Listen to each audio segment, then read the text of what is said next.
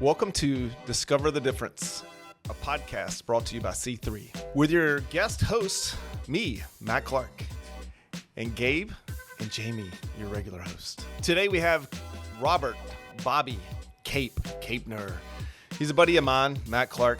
We go back about 7 years. We're going to jump into his run as a basketball player, building a brand above the rim, to his lost decade, followed by his next transition into his other work with Palladium, UFOS, and the development of a brand new shoe type for the older generation, as some of us are, to be able to actively recover from our exercise. I hope you enjoy this podcast with Robert, Bobby, Capener.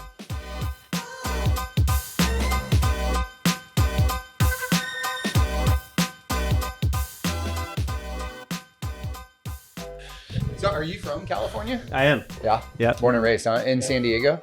From Del Mar, Okay. California. Yep. That's San Diego County. It is. Yeah, a little bit north. Yeah. So how do you eventually get into this gear and lifestyle type brands? Is that something you always wanted to be a part of, or? Yeah, Since you were 5? No, not since I was 5, but when I was playing ball for Torrey Pines High School, I went to my coach when I was 15 and said, I want to design our uniforms. And the coach looked at me and was like, what do you know about designing uniforms? I said, well, let me show you. And so I actually helped organize a little fundraising thing because we wanted to do something a little special. You know, back then you could just order from a couple of uniform companies, Russell, Champion, a few others that provided uniforms to high school programs, but we wanted to do something special. So we did some fundraising and designed these uniforms and worked with the manufacturer and ended up designing. That's awesome. Yeah. Did you go with the really short shorts? No, so it's funny because back in the day, I loved the uniforms, and this may be completely polarizing because there's the love-hate with the Milwaukee Bucks uniforms that had the shading of the tonal greens. Those weren't our colors at Torrey Pines. We were maroon and gold, but we ended up doing kind of an inspired Milwaukee Bucks offshoot of our uniforms. So we had sweats, we had off-court gear, so we did hoodies, we had a whole kit. That's so cool. Yeah. What was the reaction when you Yeah, it happened? was hype. People were like, and then the football program, everyone just was so jealous. Did that start manifest into a business right away from that point? No. At that point, I just wanted to wear cool stuff and, ultimately be a little bit different. And so we rocked that. The guys on the team, I think some loved it, some didn't, in regard to how forward they were, in regard to fashionably the look and whatnot. But no, I think overall it was a pretty positive response. It's so funny because I've been involved with several different youth sports leagues. And the first thing I come in, I'm like, can't rehab this league looking like this. We need, hot moms to want to put the gear on and parade it around so that their kids start getting exposure to it and then bring them into the league. Right. So overhauling the image is like the first thing we do every time we get involved with one. Yeah. Were you thinking about that at that age, or you just wanted to The wear hot cool gear? moms? That goes without saying. So, I wasn't thinking about that. No, I think look good, play good, right? Yeah. And I ultimately, I had been playing summer ball up in LA since 8th grade and knew just what the look was of guys that were great players. And so ultimately said, hey, let's step up our game. Let's do something a little bit different.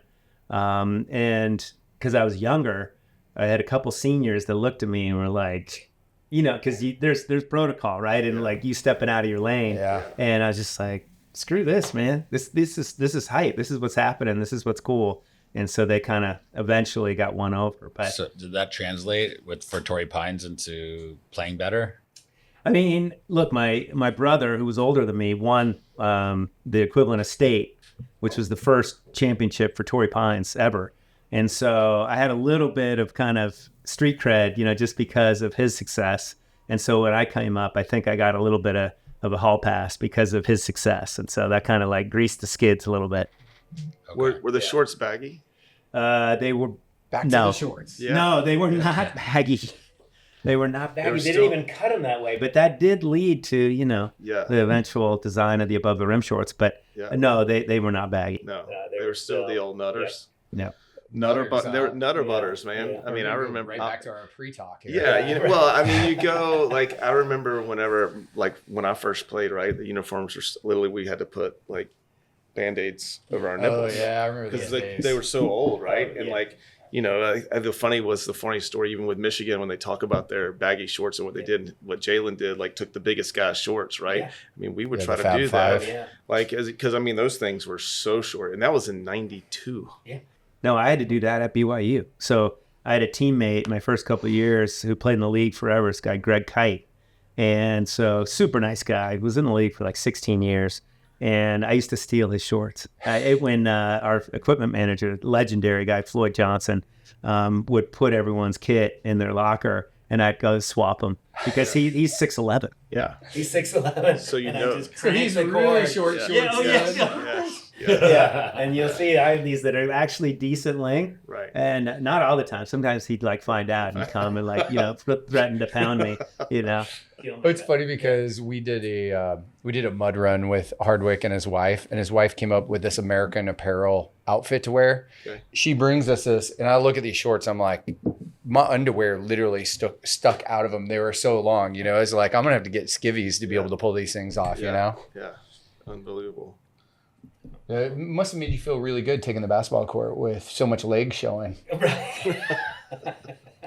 Well, at that time, you're in shape at least at that point. You know what I mean? And so like you're not feeling too bad. So where do you take that first experience with designing apparel? Where's it go next? So I got recruited and I ended up playing ball, and I'd always altered my clothing based off of my experiences during the summer. And, to me, like when I talk to my kids about, their style, and everyone tries to personalize, right, their look and how they feel. Not everybody, but at least those that I've been around, or the people are thinking about, okay, what am I putting forward here? And I always wanted to look cool. That you always wanted that kind of extra, what you call steez or style. Swag. And to me, it always went to, it didn't matter the race, didn't matter the color. It mattered how well they played. And what were those guys wearing? What did they look like? Like, how did they move? How did they approach the game? And what were they wearing? And what shoes were they wearing? What was their gear? Yeah. And so you started just doing calculations in your head. This is what a real player looks like. Yeah. And So was that kind of the beginning of what you understood as a brand? yeah, exactly. It's funny because in the beginning of Atomic Habits, they talk about in order to change a habit, you have to first change your identity. That almost sounds like what you're doing. You're identifying like who's the best, and then you're creating an identity around it to play toward. Yeah, exactly. And I think, ultimately it was your direct experience. It wasn't what MJ was wearing, Michael Jordan, or, of course that influenced you, because ultimately the kids that were the best players generally wore. He's still wearing his Jordans. Yeah, Matty Clark, of course. They generally, will be influenced, obviously, by the best of the best. But that, for a lot of players and people that were involved, at least in my leagues that I played up in LA, which were the best of the best in regards to high school players, that was from the street. I mean, they got it from playing in street ball games.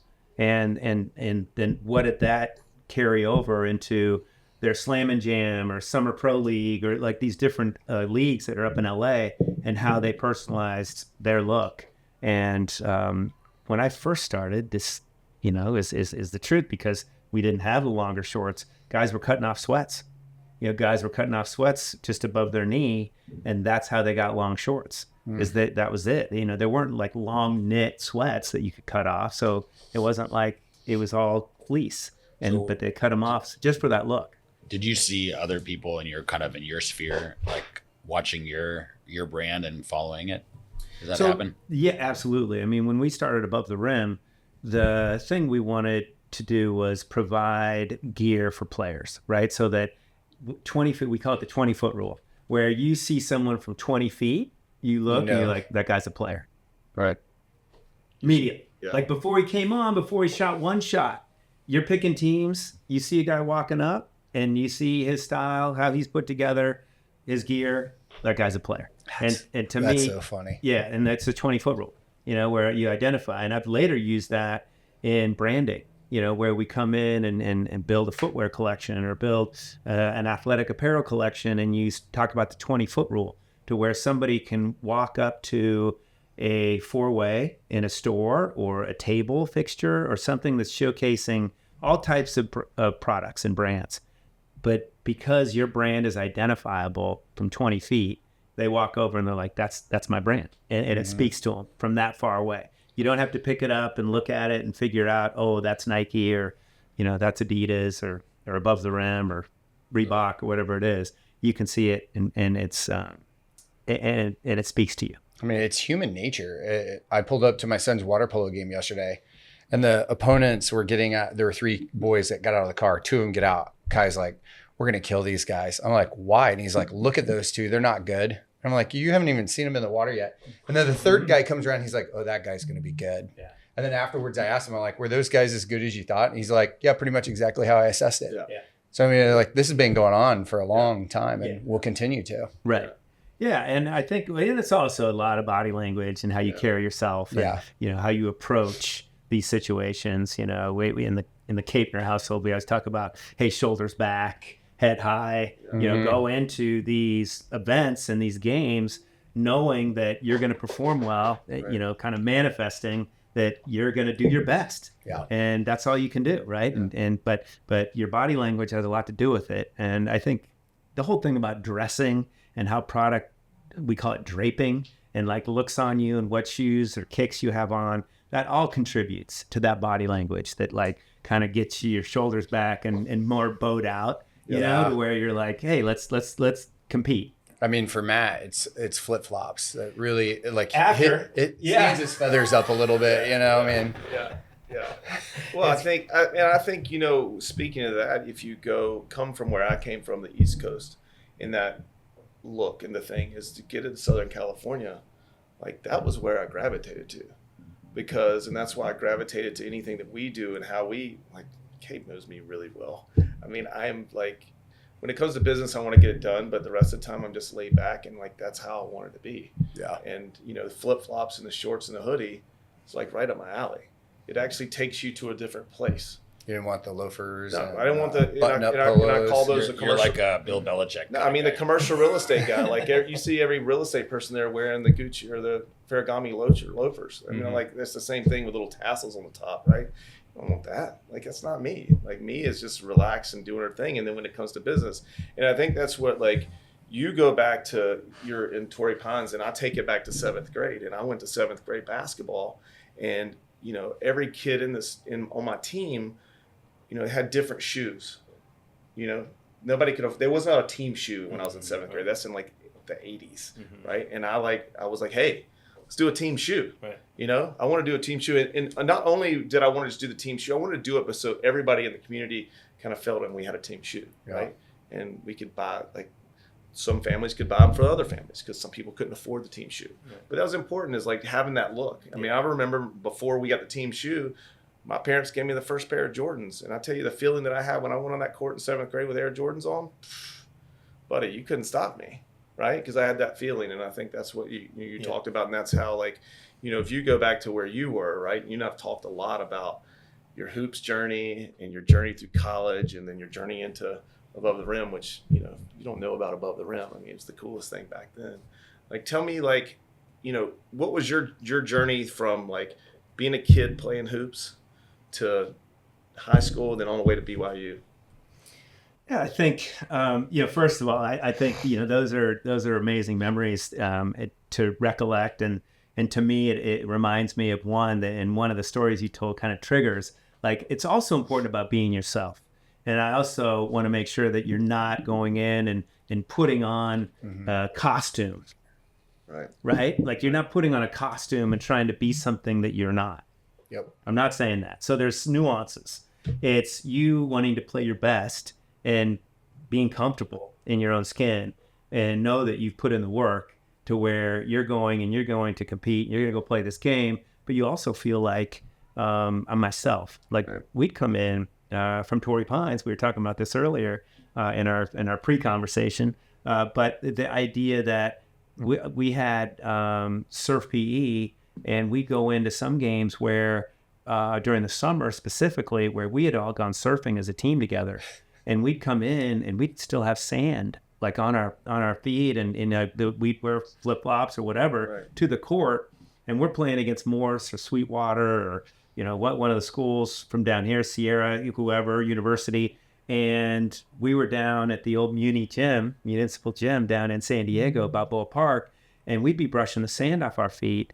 And the guys that were playing are looking at us going, we're going to kill these guys. Right. And so we had no problem being ourselves in the sense that, yeah, we just surfed. But you know what? We're getting our shoes on right now, and we're going to come out and we're going to play our game, and we're going to compete at our highest ability to try to beat you. But we didn't try to pretend to be something that we weren't and hide our background or be somebody that we weren't. Yeah. How do you teach that? Because I'm thinking about my 16-year-old, and what he wears is really important to him. Yeah. And the brand, how it looks, and there's that trying to figure out the balance between the materialistic piece of it, of, the looking, this idea of looking good, and that materialistic piece of that, your values of how important that is. So it's like, how do you teach that of the, to a 16-year-old of being authentic to their own brand? I mean, I think kids are going to figure out what they think's cool, and what they think's cool is what's cool. I mean, what we say as parents, or what we say as marketers or as brand leaders, I think a lot of time we can create markets for sure and build products that we think that they're going to like based off of the information that we've gathered. But for kids, they're gonna tell you what's cool, and like I said, I value that because I spent a lifetime of developing products for this market, for your kids in that segment, and I've done a lot of listening. I'm doing a lot of listening. Like, I'm not trying to tell them what's cool. Hopefully, you present great products that they're gonna adopt, and then they'll be your best marketers, because they're going to share out to all their friends, just like the team shoe did for Matty and his team, back in the day. Like, once you get that rallying cry, then everybody's like, oh, this is cool. Like, we love this. And so brands are important. And I've spent my whole life valuing brands and wanting certain brands in order to create kind of the look and feel that I wanted when I performed and when I played, and then off court as well, because you don't stop being a player when you're off the court. So, and back in the day, there weren't a lot of folks that wore high tops off the court. And so you have high tops, and now that no one even uses the term high tops, because there's everyone, you know what I mean? It's just like Dunks and Jordans, and it's just part of their sneakers. Yeah, I think you could look at it a different way. Like, even here at C3, we're real protective of our brand. It's like an extension of your personality, more. That's how I look at it. Yeah. But I'm curious, like, how do you take, so you have a lot of exposure in basketball. How do you then come to start Above the Rim? Like, what's that journey look like? So I played at BYU, had an amazing experience, great career. 23,000 people in the stands for every game. Wow. My daughter asked me all the time, she's like, so Dad, like, fans used to wear your jersey and they used to ask you for autographs, and like, and this is so far-fetched for her to think, at me now. And I'm like, yeah, that's just what it was. It was the only game in town. We were in Provo, Utah. We had a huge fan base, not to mention the religious affiliation with it, with the Mormon community, so it was a global kind of thing, mainly the U.S., but like, Mormons everywhere, and everyone followed BYU. So unbelievable experience there playing.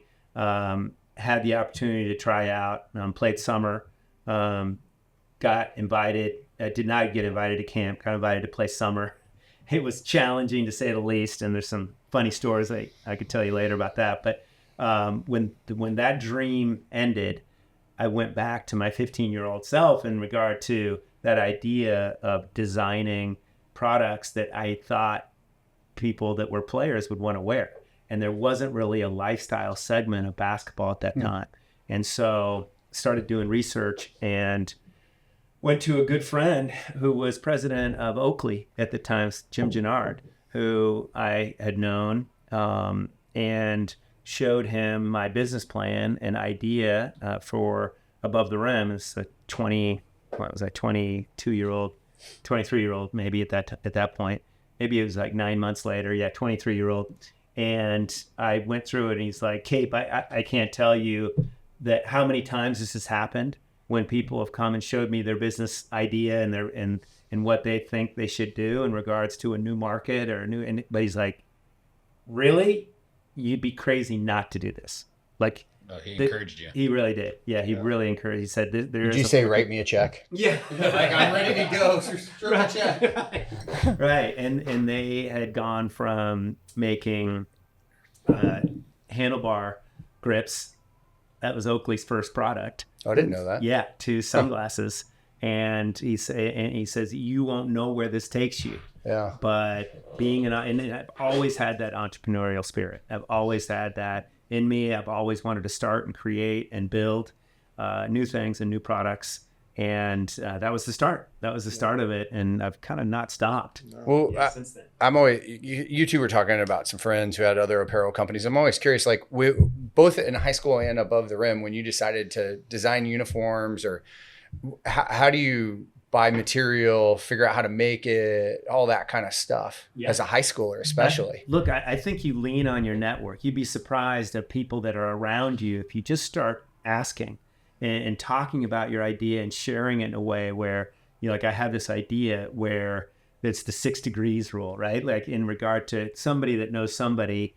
And, sure enough, when I remember from my high school days of one of the football players who was looking at us a little bit crazy when we did our uniforms for the basketball team was Jim Gennard, or not Jim Gennard, was, oh my gosh, his name's so similar. How can I forget this? This is one of those moments. His dad started Ocean Pacific. Jenks. My gosh, Jim Jenks. So his son was a good friend of mine, and he played football at Torrey Pines. Oh. And so I went to him, and Ocean Pacific at that time had been one of the bigger success stories. I remember it. Is that a South African? No, it's from U.S. It's from man. Yeah. So they were Southern California. Oh, wow. And so I actually went to him. Gabe, OP, man. Come on, babe. Right. OP's amazing. You're totally. That's so old school. And so I went to them because they were famous for those corduroy shorts. Yes. Yeah. I don't know if you ever remember the old corduroy shorts, but I went to him and said, hey, look, I'm looking to start this. And do you have any manufacturers in Southern California? And so he actually gave me names of a few. And so I went up there. Completely clueless, up to the factories, and this is the idea. Downtown LA or something? And it was downtown LA. And the first time I showed them the sample, they laughed because the shorts were so long. They're like, "This is you don't know what you're doing because you've measured these wrong." Right. Because these shorts are going all the way down. They call them like clam diggers. Yeah. Something. So they were below the knee? No, they weren't. But they were. So they didn't understand that that's what you wanted. Totally. Yeah. And they're like, "Oh, you must have mistakenly put this measurement in." So what year was that you did that? That was was it 80? No, 90. 1990. Yeah. And when do we get 90. So you were already doing. So who gave you the long baggy short? Where did you get that from? From guys that were cutting their sweatpants off. So they're cutting their sweatpants off. Yep. And so that's really interesting that it went from, do you think that was it 90? What year was the Fab Five? It was 91, 92. 92? Yeah. So it's right there in the same frame. Oh, yeah. Yeah. Wow. Yeah. Yeah, and we went to Foot Locker, who by then was like the pinnacle of like distribution. There weren't these cool boutique stores like there are now, like the Undefeateds and Bodegas and Markets and all these really cool kind of inner city or whatever urban type sneaker shops. It was all Foot Locker, and so we went to Foot Locker, and they immediately got it. So we right out of the gate, they saw that they had that customer. They had a big Nike business, and then they had a big licensed product business. And so we immediately got like an all-door order from them. And then I'm like... How many doors is that? It was like, close to 1,000 doors at that time. And then we're like, oh shit, how are we going to make it? Right? How are we going to make it? And then I go to the factory and they're like, we can't make this many. They're the LA. So then we had to figure out okay, what are we going to do? So you use that purchase order to get financing somehow? Yeah. So we went to a manufacturing partner. We actually convinced an associate of the first factory that was a bigger You had to take credit risk on you. Yep. Yeah. Based so on we that ended PO. up partnering with them. Yeah. That was probably a great deal that they made too, right? It was. Yeah. So you talk about that you've always had this entrepreneurial spirit. Can you trace that back? Like, what is it, as a kid, or something you learned from one of your parents or a mentor, or like where did that come from? Yeah, I think it was always driven from wanting to create and build something that would instill confidence in others and build them up. That idea that what you wear doesn't define you, but it makes you feel just a little bit better and maybe help you play a little bit better. And I personally got a thrill from watching people that were rocking your shit, right? Like where you're going in and once I started seeing people wear above the rim that I didn't know, that's when you started going, oh my God, this is like a real thing. It's like hearing your song on the radio, right? Yeah. You're like, hey, that's me. Right. Yeah. So it's like one of those moments. And I just know what it meant to me when I was a teenager of how comfortable, because everyone's just trying to fit in at that point. And, you don't want to be an outlier, and you want to feel like you're part of a team or a group. And by having a brand or something that you could throw on that made you just feel a little bit more comfortable and accepted, and that you could be yourself, but then still be a part of the group, not taking away your individualism, but just being like, hey, this is, this gives me a little bit more confidence. Like I said, shoulders back a little bit. Yeah. I think that's always driven me, so it was never about being a part of something. Yeah. Yeah. And I think brands do that, right? They make you part of a tribe and make you part of like, okay, these are some shared values or ethos. And now it's gone to the next level in regard to how products are made and the sustainable and environmental and, all these different impacts that we now learn much more Patagonia about. Effect. Totally. Yeah. How it goes to a much deeper level now that like it's in everything, that not just what you wear, it's the car you drive, it's the food you buy. Yeah, but I think that's interesting about you because I know you really, really well. And I see you and you still have your own style. Mm-hmm. I don't see you as someone that would do like you today. Like you, when we see you different, it's always a different hat. Yeah. It's always a different pair of sneakers. It's Cape's deal. It's sort of like you with different NC State shirts. Right. Yeah, absolutely. It's me. But it's like he's like Cape, like to fit. Like I don't ever see you just to fit in. Yeah. Like you're an individual. Like I mean, I don't have a lot of different outfits that I wear. Yeah. But everything that you're always something different, and you always got the coolest hat on. You always got the coolest pair of sneakers on. I mean, you're just Cape. Sounds like you have a man crush, man. No, I love Cape, dude. I love Cape. I mean, he's got this, like he has the car in his garage that like I want. He has the old school Blazer. Bronco. 96 Bronco. He's got that. It's black. 96. Black. OJ. It was the OJ year. It's OJ. I mean, it's black, unbelievable. It's black. It's black matted. Yeah. So it's not the white one. So if it's missing, you know who's got it. I'll take those. No. But I mean, it's like everything is like all just it's Cape's individualism. I mean, he'll show up all of a sudden. I remember one day we were at the beach and like all of a sudden, Cape's car's there, but he's not there. He's like, I just had to go for a swim. I mean, that's just you, right? Yeah. I mean, it's what does that? I mean, obviously your last name, but who started calling you Cape? So it was back in high school. And I had the nickname Cape. And so, obviously when I was playing, it was still Bobby Capener, and it's fine, like whatever. These guys call me Bobby all the time, and I miss the fact that your real name wasn't Cape. I'm like, that's weird. They named him. I'm like, I just now realized it was Bobby. And in college, same thing, right? It's Bobby Capener, but I always went by Cape. My coaches called me Cape. My brothers and sisters call me Cape. I want to go back to Foot Locker for a minute. So you're in 1,000 stores now with Above the Rim at Foot Locker. Like how does that company take its course? Where does it go from there to conclusion? So interesting. And this is the thing about a big purchase order, right? Where you have to execute on it. So it's one massive challenge to get an interest from that consortium of buyers, you know, and those guys walked around like they were mafia back in the day. I mean, they're all suited up. It wasn't casual at all suits, and they would parade together like they did it on purpose. They'd walk deep into these trade shows, 10, 12 people deep, mostly men, and just, you know, kind of like just flexing, right, the whole time walking down these aisles. So to get them, once they stopped at your booth, it was like this thing. And so we got it, right? We had the product. They knew the product was unique. They liked the quality of what we'd done for our samples, but we hadn't taken that to a mass production at all. Were you in any stores at this time? You're just at a trade show? We had just a few, like a handful. Okay. There was I don't know if you all remember from Southern California, but there was a store called Copeland's.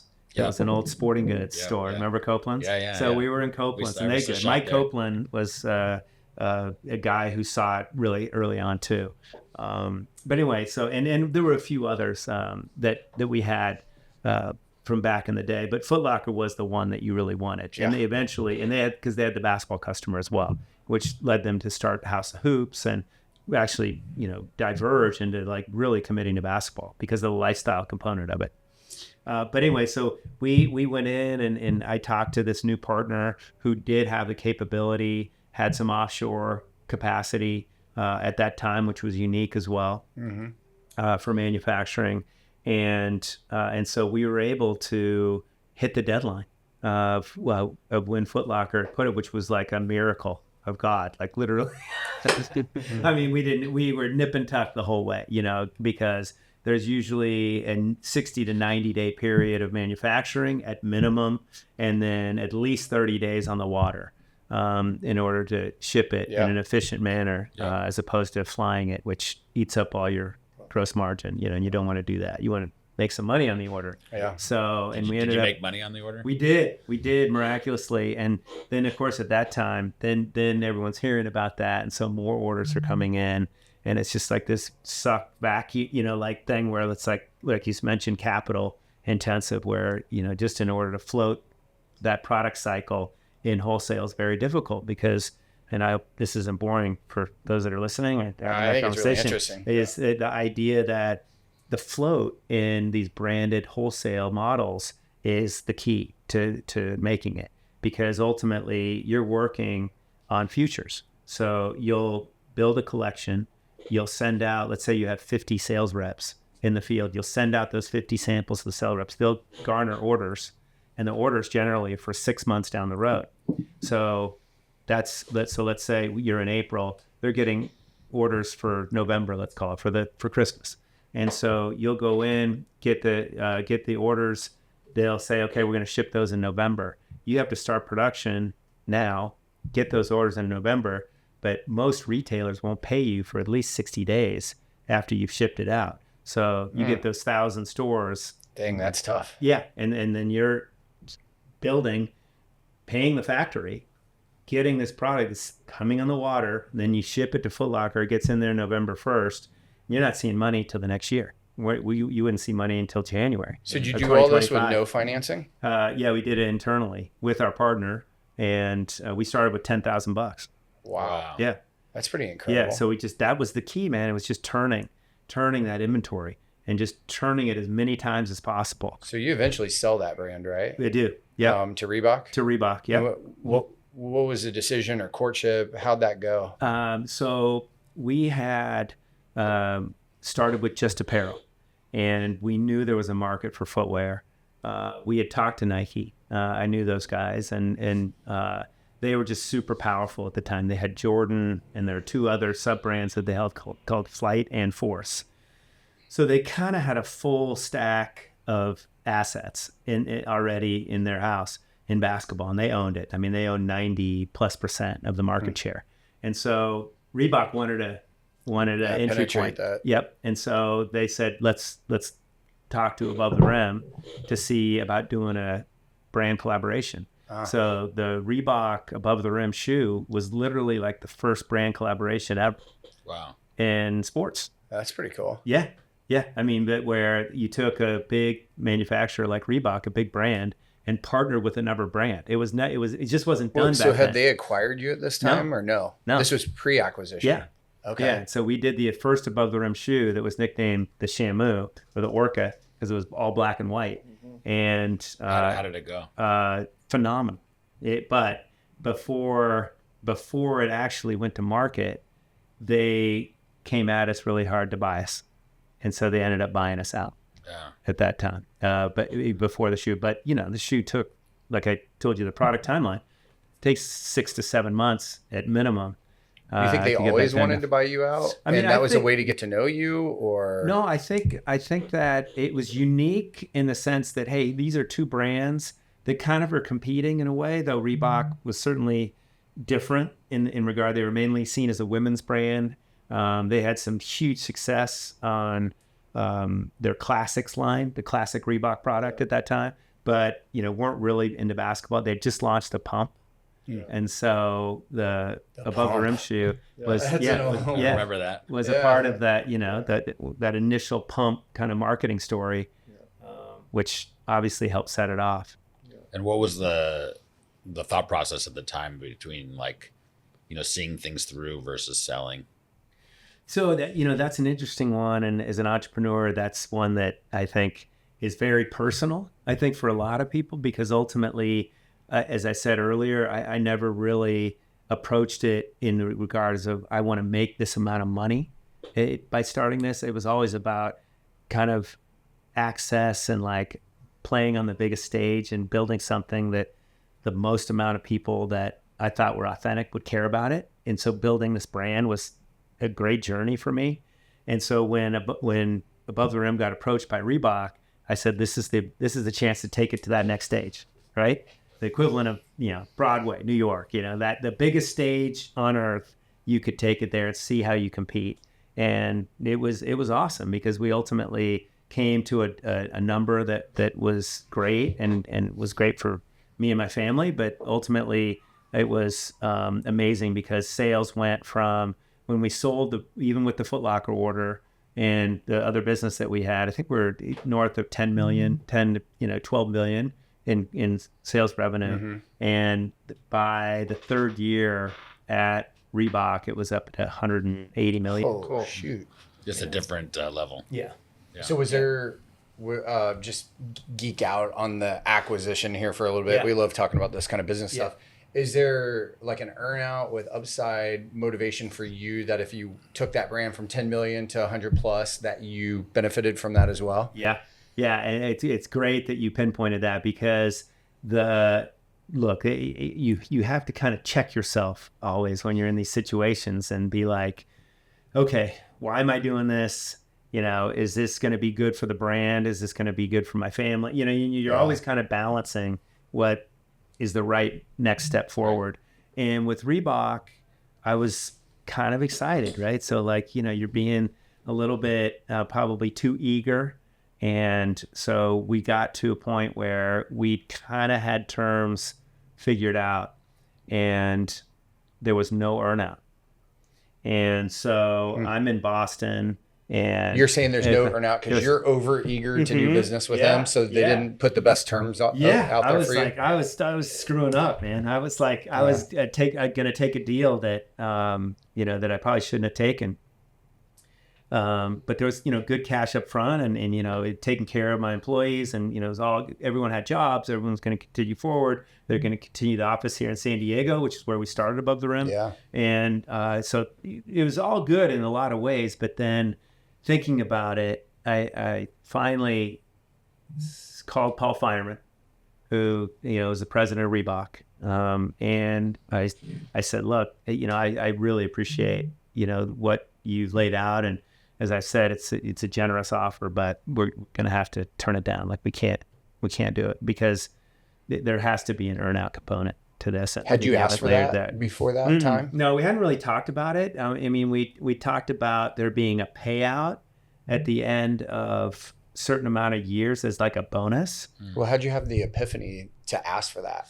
I just think that we were thinking about, and this was conversations from some of our key partners as well, including, I called a good friend who was at Foot Locker and a couple others that said, hey, you don't know or realize how this is scalable.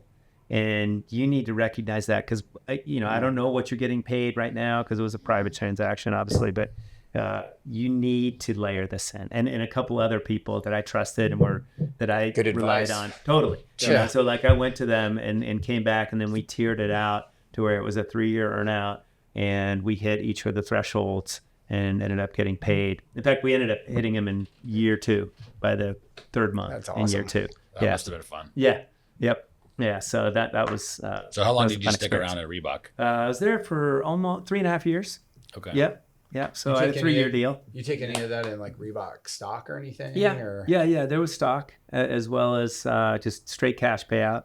So it was, yeah. And then what proceeded, which is a funny period that I've talked to Matt about on the golf course, is what shortly followed was what I call the lost decade.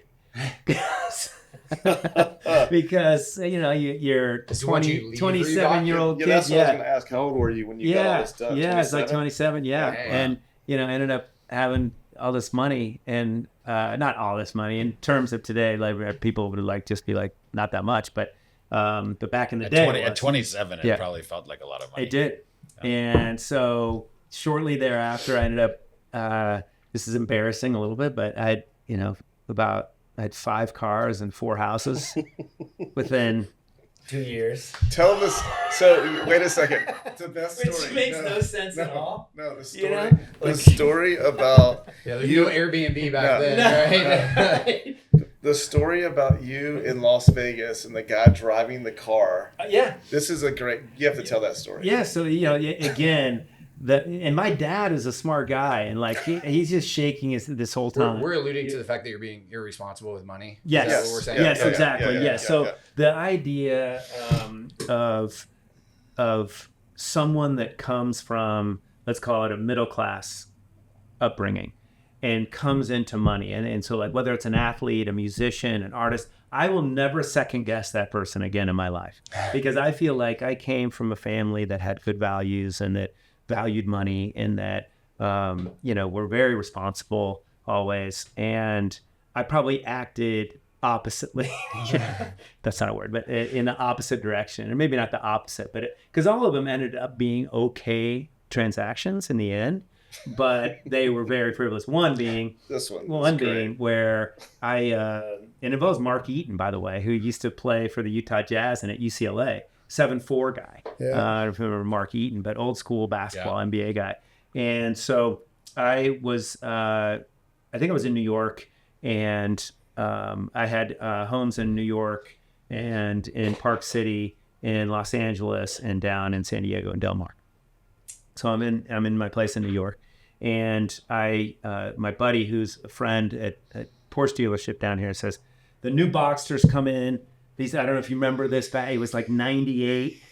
I don't know if you remember this, but 1998, the new Boxster comes out from Porsche, and they're beautiful, and people are freaking out. They're getting 10 to 15,000 over MSRP for them, like just because there's a waiting list, the whole thing.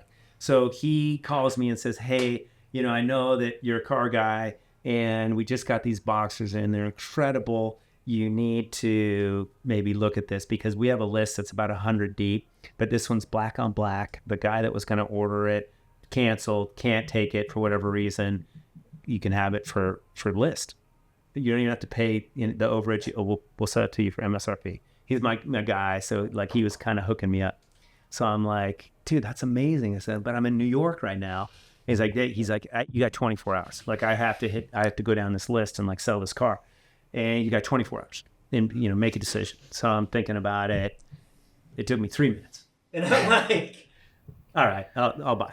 And so he's like, "Okay, well, how do you want to pay for it?" I was like, "Pay for a credit card," and so he runs the transaction. And I said, "Hey, by the way, I'm going to be in Vegas.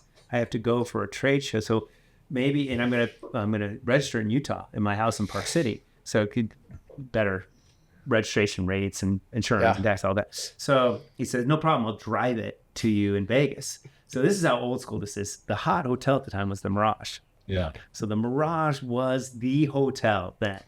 And he rolls up. And so I fly from New York. I meet him in Vegas. He drove the car from San Diego to the Mirage. It's dusk. The lights had just come on. The whole lobby's lit up.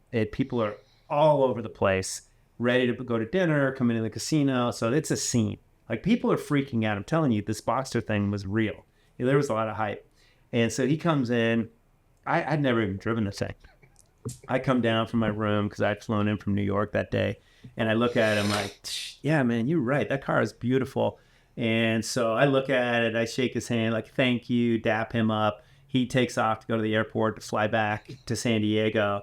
And I flip the keys to the valet guy. I'm like, hey, man, I'm leaving tomorrow. I'm driving up to Park City. So just, whatever. So I don't even get in the car.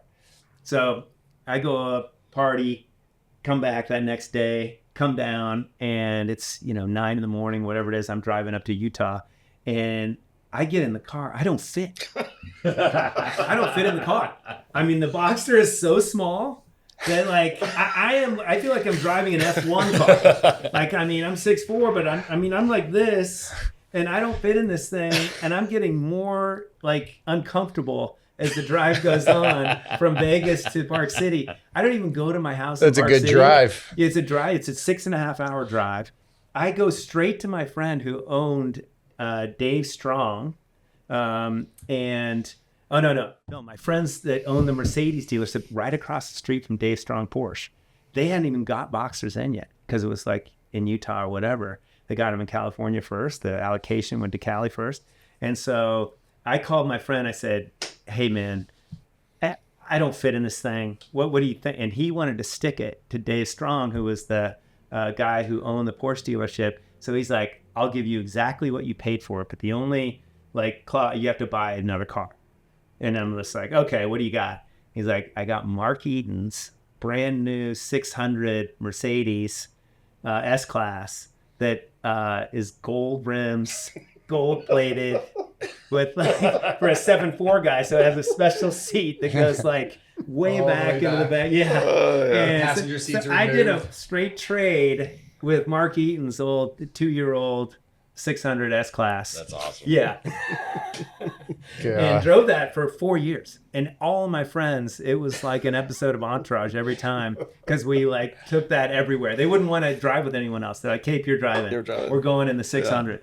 I thought for sure it was gonna be a Ferris Bueller's, where the guy you toss the took- yeah, keys to it the was guy gone. and they're out.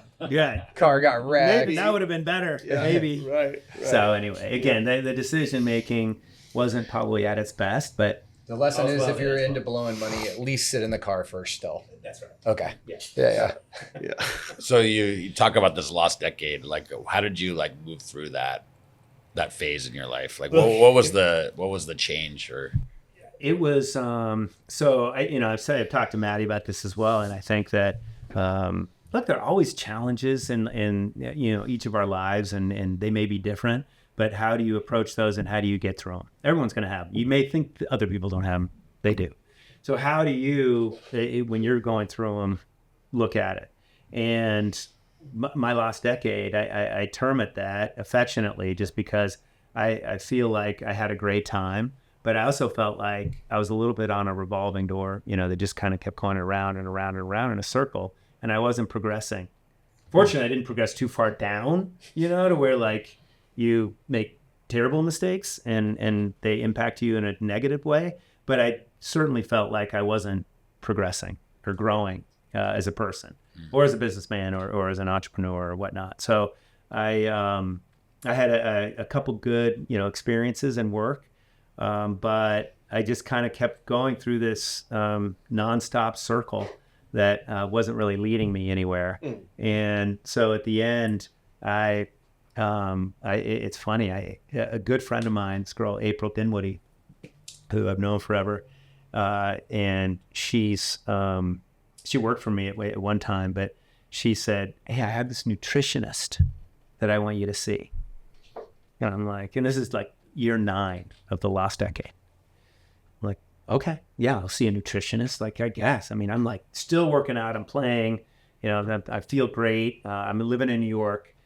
Still have the 4 houses, but, like, I'm kind of, getting tired of it a little bit. And so I go see the nutritionist, and the nutritionist was down in the East Village, and we sit down, and we sit across from each other, and she has 2 stools that are no back to the stools, just stools, and they're about 4 feet apart, and we sit knee to knee in this studio, and she has us hold hands and just look into each other's eyes for like 20 minutes.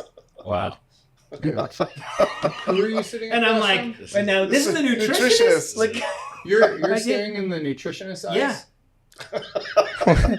Did you cry or Yeah. like, what? I mean, like what kind of I reaction? felt really awkward. Like, Yeah. if you could tell me, I mean, I move a little bit. You can Yeah. tell even now, like, as we're dying, like I move when I talk, and like sitting still Yeah. for 20 minutes in the middle of the room. Yeah. And there were people in other rooms, though, you know, so you could kind of see movement, you know, because there's a studio, there's like a East Village, so it's tight quarters, but Yeah. we're in our own room.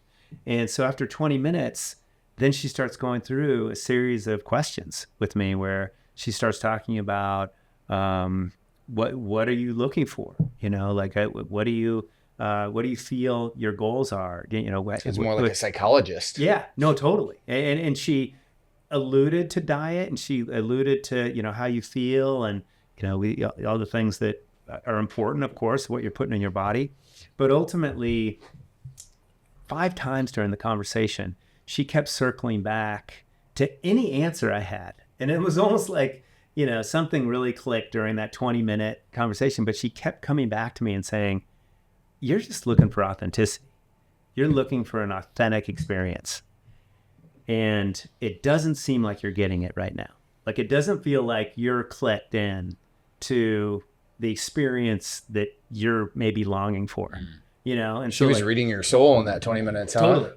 Yeah, totally. Like, she went that Wow. deep and that quickly.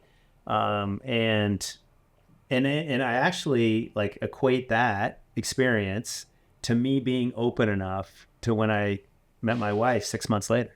Wow.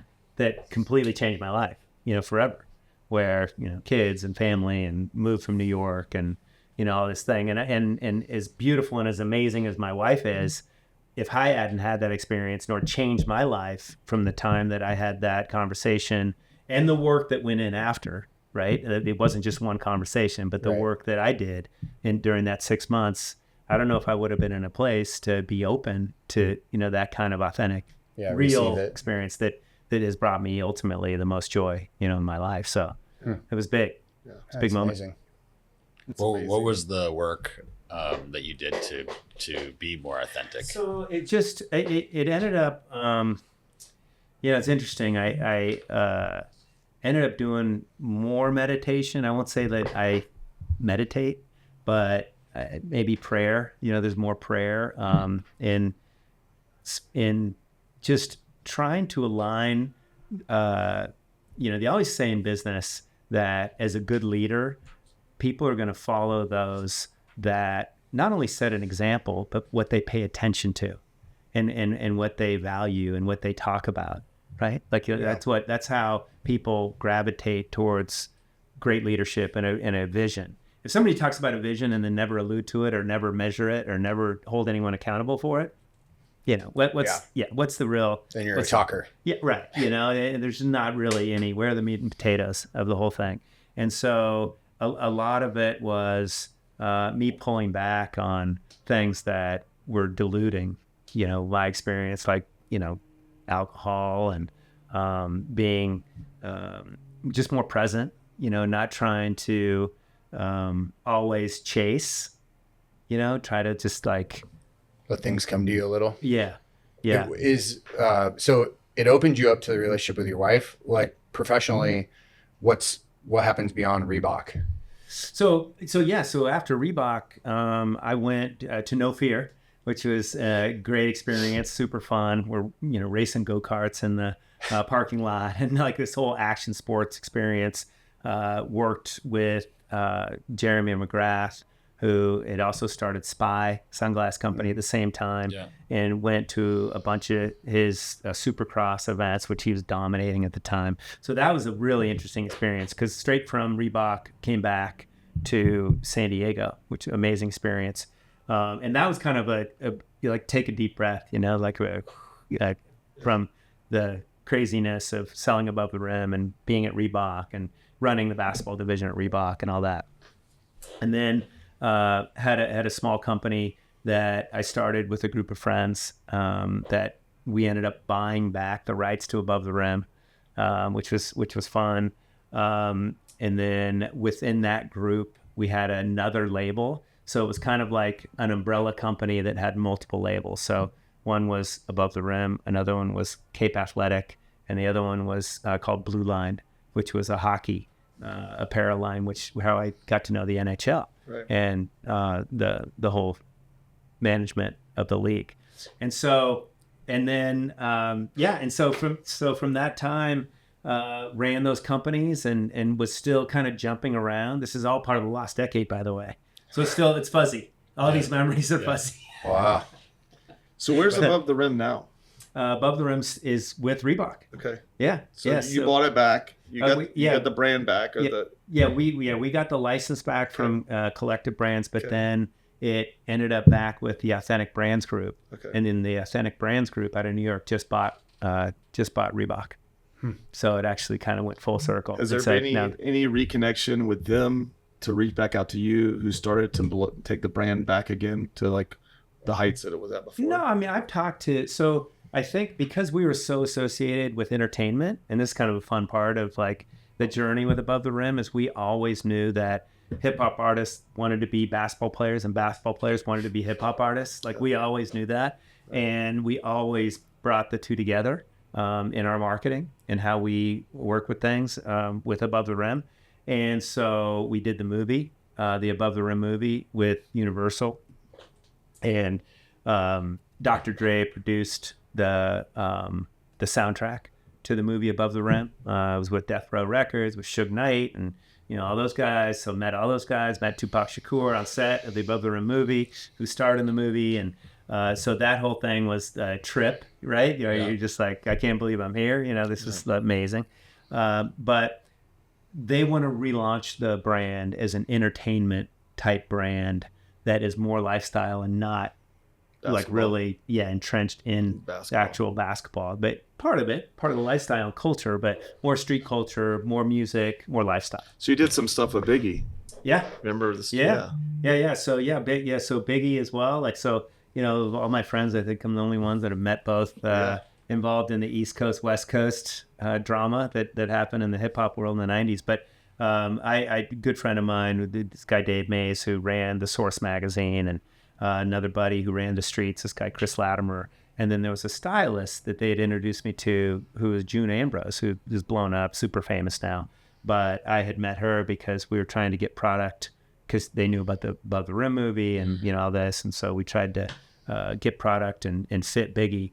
But at the time we only made XX, and we're trying to make 4X. 4X. You wanted 4X, yeah. And so got to meet, and he's just like, cool, Above the Rim, cool, but you got to get 4X, man. Yeah. Wasn't it Dre who offered Caitlin Clark like $5 million to go to that 3-on-3 league? Yeah. I think it was more. Were you surprised that she didn't take that? I mean, it would be a whole change in direction with her basketball career, right? But the financial difference was like huge. Yeah. So I guess I don't know enough about her why she didn't take it. I'm guessing it's because she feels purpose in bringing women's basketball to the next level. I think so. I think it's like, I think she feels it's a greater calling. Yeah. Because which is awesome. I mean, she's introduced a lot of heads, including myself. Me and you, right? Because we were texting about it. Yeah. Where they're you always respected the ability and the commitment and the dedication to the game and how amazing athletes all the women were in the game. But she even introduced, I think, folks that, like, from a viewership perspective, that have never really wanted to watch the game. Yeah. All of a sudden, here's someone that can shoot step back threes from 30. Yeah. And look really good doing it, and I think that's opened up something that maybe her calling now is a little bit greater. You should probably make it under endorsements and everything else. I think she just got a $20 million contract with Nike. She did. Yeah. I think Nike gave her a shoe. Yeah. Did Mia warn you we're gonna hit you with some rapid fire? Yeah, Let's see if you can get it right this time, Matt. Let's see if I get the questions It's really right. botched Landon's. Yeah, but I made it better, and like You did. The answer was really good. Like I don't what changed you. I don't know if that was what we were looking for. We got it. All right, so rapid fire. Okay.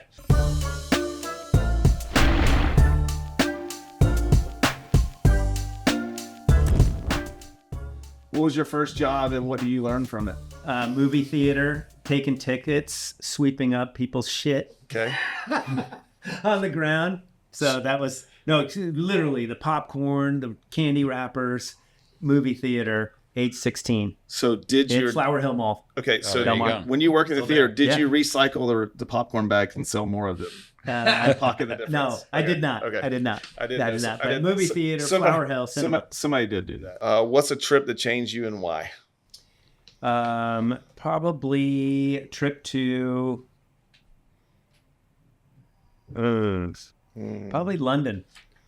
Really? London with my family. Yeah. All right. Yeah. When I went younger, I was like 14, and just, there's the first time besides Mexico we'd gone to anywhere international, and it was just incredible to know, like, English speaking, but completely different culture.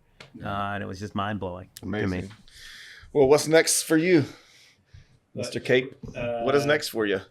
So I'm working with a company called UFOS out of Boston that is they're the global leader in active recovery. Is this a bed? Sound bed? No, it's sandals and footwear. Oh, okay. Yeah, it's footwear specifically. So everything starts from the foot, right? In recovery, as far as like how your posture and, what is the support. And these things are amazing. So anyone that's listening, check out ufos.com. Awesome. But amazing product. And then consulting for a brand up in LA as well that is part of K-Swiss and Palladium. So doing those things right now and having a great time doing exciting. it. Yeah, The it is. shoe is perfect for you. The UFOs? Nope. The other The brand. Palladium? Yeah. The boots. Oh, it's inspired by the French Legion. Yeah, it's The you. red- It's- Alright. It is you. boots. All, we need to Is get it? Yeah, we need to get him Oh, there. done and done. He would come. Size 12. Okay, Yeah, done. he Okay. I mean, it's Jamie. Like he would do perfect with those boots. Yeah, done. It fits All him right. perfectly. Yeah.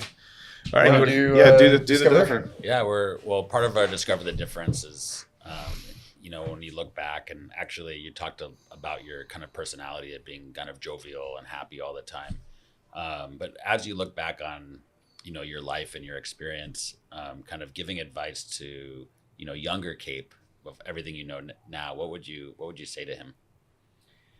I'd say, find that path that leads you to those connections that are authentic earlier, and I think, because I look back and I had plenty. I've been very fortunate and very blessed, but I'd give more time and energy, like I said earlier, about what makes great leaders and creating a vision that people will follow. Is if you value it and you hold people accountable.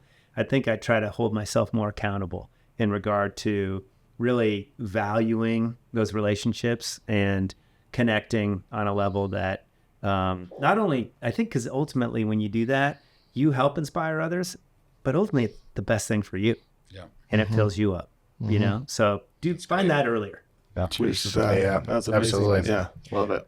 The second part of the question of Discover the Difference is really that differentiating factor about you. And when you think about the different areas of your life you've had success, what is it in your personality that attributes to it to make you uniquely you and find success in the ways that you have?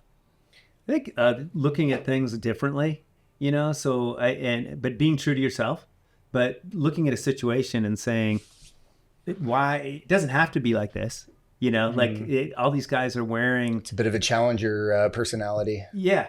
Where you're looking at it and saying it doesn't have to be this way. And if everyone's saying it does, then you ask the question why, and then be creative enough and work hard enough and be able to